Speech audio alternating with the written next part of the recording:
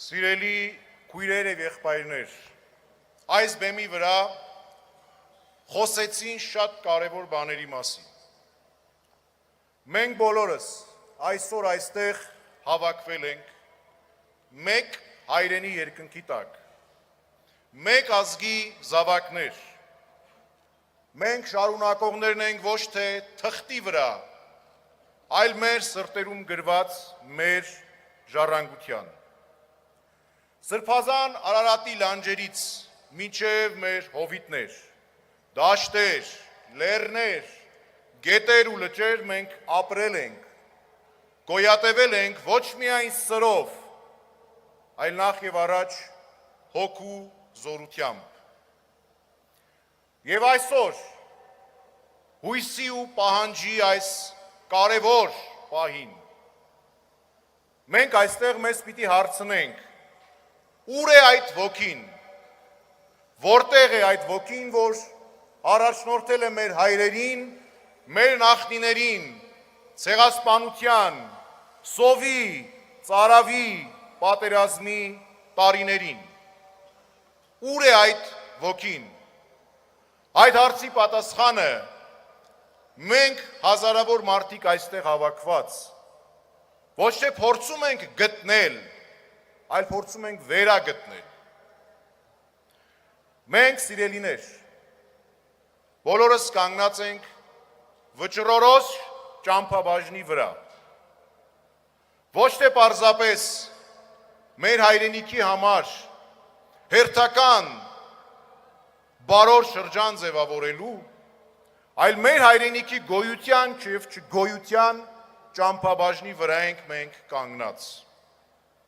Եվ սա վճռորոշ է ոչ միայն քաղաքական, ազգային իմաստով,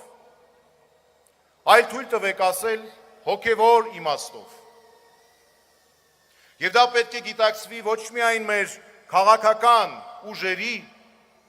այլ մեր բոլորի կողմից, ներքին գիտակցության եւ ոգու արժևորումով։ Երբ հոգևոր ազգային արժեքները զոհաբերվում են ըստ պայմանների, պայմանականությունների, երբ արդարությունը խոնարհվում է վախի առաջ, երբ անտարբերությունն է դառնում մեր բարոյական կողմնացույցը, երբ թվացյալ խաղաղության եւ բարօրության մեջ մենք կորցնում ենք մեր ոգին, ես ասեմ ձեզ, այդ ոգին կորցնելուց հետո առանց ոգու ազգը դառնում է գերի ազգ, դառնում է առանց ապագայի ազգ։ Մեր հազարամյա պատմության մեջ մեր աչքի առաջ պետություններ եւ կայսրություններ են փլվել, մեզ բազմաթիվ խոստումներ են տվել ու չեն արել,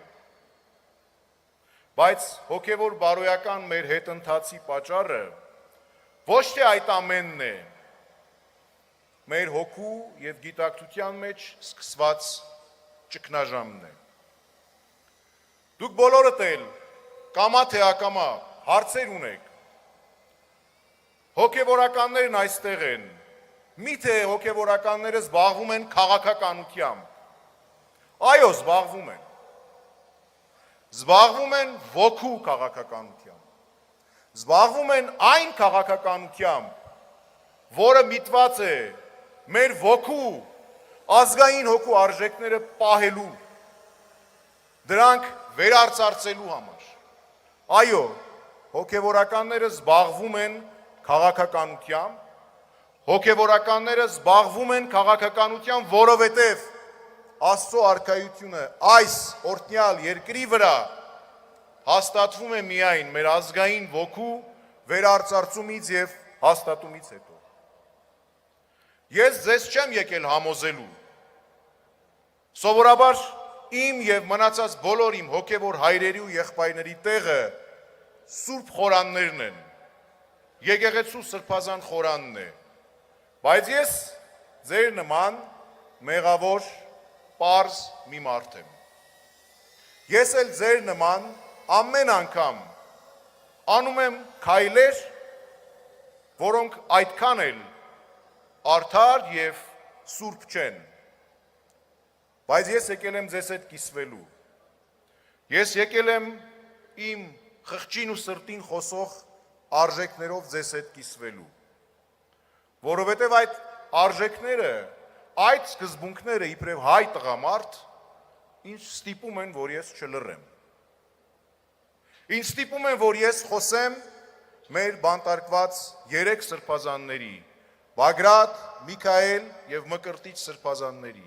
Տեր Գարեգին քահանայի, նրանց այդ բանտարկված բոլոր մեր քույրերի եւ եղբայրների, մեր ազգի եւ եկեղեցու նվիրյալ զավակի Սամվել Կարապետյանի եւ բոլոր քաղ բանտարկյալների մասին։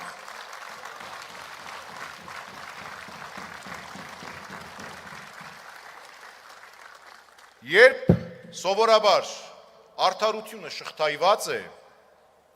ազգի ոգին է դառնում այդ շղթաների բանտարկյալը։ Արդարության ճգնաժամը, որ այսօր մեր երկրում տարիներ շարունակ առկա է, ծնվում է ավետարանական պատգամն անտեսելու պատճառով։ Ավետարանում Տերն ասում է. ով ձեզանից ուզում է մեծ լինել, թող ծառայի ձեզ։ Եվ եկեղեցու քրիստոնեության ընկալմամբ ճշմարիտ իշխանությունը ոչ թե տիրելու, այլ ծառայելու մեջ է։ Ծառայելու պատրաստակամությունն է։ Ոչ թե հպարտությունն է, այլ խոնարհությունը, ոչ թե ինքնասիրահարվածությունը, այլ անանձնական սիրո մեջ է դա արտահայտվում։ Իշխանություններ եւ կառավարություններ շատ հաճախ մոռանում են Հիսուս Քրիստոսի այս պատգամը։ Եվ այդ ժամանակ ցավոք առանց բարոյական չափանիշների իշխանությունը վերաճում է ինչի? Բռնատիրության, վերաճում է տոտալիտար համակարգի։ Առանց առաքինությունների առաջնորդվող ազատությունն էլ, որով այդքան մեզ կերակրում են, վերածվում է քաոսի, որ ականատեսնենք ամեն րոպե եւ ամեն ժամ բոլորս։ Ավելորդ եմ համարում նշել, որ վերջին տարիներին մեզ պատուհասած առավիկների ընթացքում ականատես դարձանք արդարության ձայնը խլացնող բազմաթիվ, եթե չասեմ հարյուրավոր, հազարավոր դեպքերի եւ մանիպուլյատիվ հնարքների։ Միգուցե գիտակցում ենք, թե դեռ անգիտակից ենք։ Գիտակցում ենք, թե ոչ, ես դիմում եմ ձեզ, սիրելի ժողովուրդ։ Մենք պարտավոր ենք գիտակցել, որովհետև այդ բոլորը եսի եւ եսասիրության, փրկչական կեղծ առաքելության կարգախոսների, արդարության եւ ճշմարտության միակողմանի մեկնությունների կիրառման դեպքերը սպառնում են ամենատարբեր անընդունելի գաղափարախոսությունների հողի տակ թաղել մեր ազգային ոգին։ Մի օր, եթե չխոսենք, եթե արդարությամբ չպայքարենք, եթե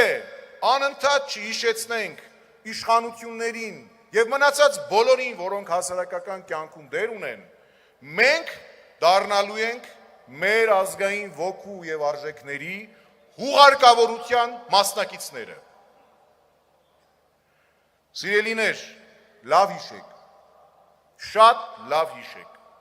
ոչ մի կառավարություն, ոչ մի բարեփոխում, ոչ մի ստորագրված թուղթ, ռազմաքաղաքական դաշինք, ոչինչ չի փրկելու մի ազգի, որի ոգին քնած է եւ մռապում է երազների ու անուրջների մեջ։ Ձեզանից շատերը եկել են ամենատարբեր պահանջներով, իղձերով։ Ձեզանից շատերը շարունակում են իրենց պայքարը մեր հասարակության մեջ արդարության եւ ճշմարտության վերականգնման համար։ Ձեզանից շատերը միգուցե դեռ վերապահ են։ Ձեզանից շատերն էլ կարող է արդեն հոգնել են, սպասում են ինչքան հնարավոր է շուտ վերականգնվի արդարությունը եւ ճշմարտությունը։ Կարող է հուսահատ եք, թերահավատ, որովհետև մենք առերեսվում ենք ամենատարբեր անարդարությունների, մարտահրավերների։ Ես խնդրում եմ ձեզ, իբրև ձեզանից մեկը, իբրև մարդ, որ ծառայում է եկեղեցուն եւ այդ միջոցով նախ եւ առաջ ձեզ բոլորիդ։ Խնդրում եմ ձեզ, մի հուսահատվեք եւ մի կորցրեք ձեր հավատը առ այն, որ այդ բոլոր դժվարություններն անցնելու են։ Մի վհատվեք։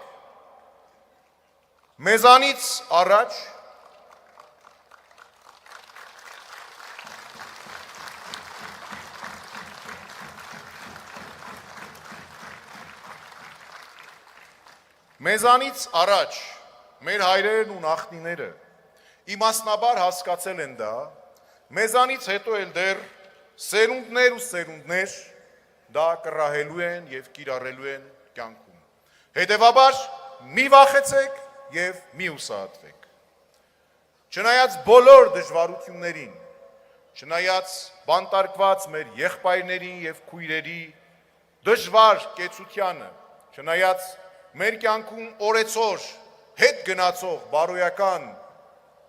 նորմերին, չնայած օրեցօր մոռացվող տղամարդկային ավանդական մեր սկզբունքներին, չնայած այդ բոլորին, ես աղոթում եմ։ Ես աղոթում եմ, որ մի օր Արարատի սրբազան լանջերին տարածված մեր հայրենիքի երկնակամարում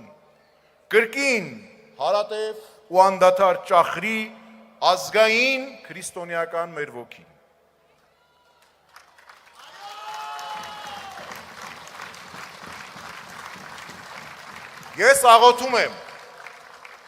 Ես աղոթում եմ, որ մի օր մեր ազգային կյանքում դադարեն բաժանումները, նշանավոր սևերն ու սպիտակները դառնան եռագույն, եւ մենք մեր լեռների նման բարձր ու ցածր ձեր ձեռքի տված ապրենք Աստծուց մեզ տրված տեսլականին ընդառաջ։ Քույրեր եւ եղբայրներ, նորից եմ ասում, մի վախեցեք նրանցից, որ մարմինն են սպանում, վախեցեք նրանցից, որ ձեր հոգին են սպանում։ Սա ես չեմ ասում, Տեր Հիսուս Քրիստոս է ասում, եւ մենք պարտավոր ենք մտածել այդպես։ Վար պահեք ազգային ձեր ոգին եւ ազատություն բոլոր նրանց, ովքեր տքնում են եւ տղամարդու նման արժանավայել կերպով տանում մեր ազգային արժեքների համար այդ ծանր խաչը։ Աստված պահապան ամենքիս։